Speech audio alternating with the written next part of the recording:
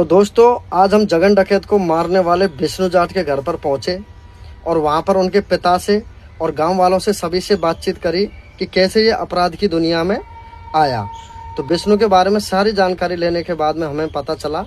सर्वप्रथम उनके पिताजी से बात करी तो पिताजी की आंखों में आंसू आ गए। भैया रोते हुए वो हमसे कह रहे हैं कि भैया जब ये छोटा था तो इसने तीसरी क्लास तक सरकारी स्कूल में पढ़ाई करी।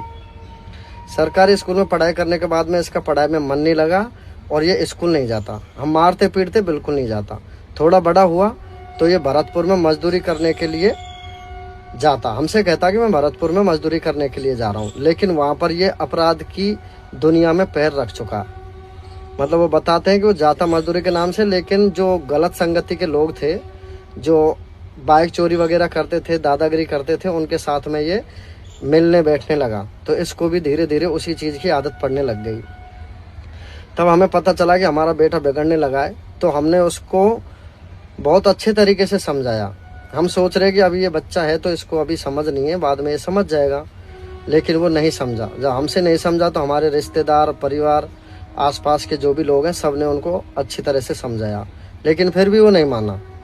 जब वो नहीं माना तो हमने हमारे सरपंच जी के पास में उसको ले जा करके खड़ा किया और सरपंच जी से कहा कि सरपंच साहब आपकी ये बात मान ले तो आप ही देख लीजिए।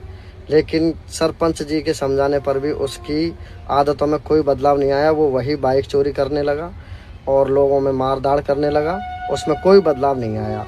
उसके बाद में उसके पिताजी रोते हुए कहते हैं कि काश ये होता ही मर जाता ना तो हमें सिर्फ दुख होता, लेकिन अब उसने हमारे पूरे परिवार और हमारे पूरे समाज में इज्जत को खराब कर रखा है।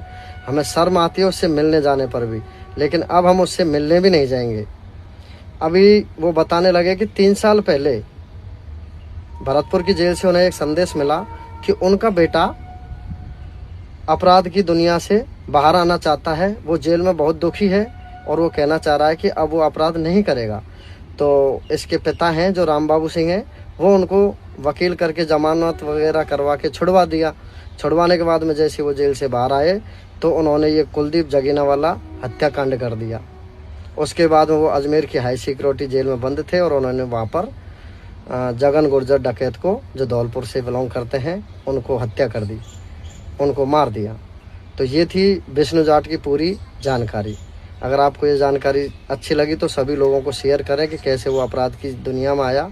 और मैं चाहूँगा कि कोई भी बच्चा ऐसा ना हो जो अपराध की दुनिया में पैर रखे। उसको समझाया जाए, उसको ऐसी जगह भेजा जाए जहाँ पर वो अपराध की दुनिया से दूर रहे। यदि किसी को आदत लग गई है चोरी करने की या अपराध करने की तो उसको अच्छे तरीके से समझाया जाए, उसको घर से बाहर ना निकलने दिया जाए।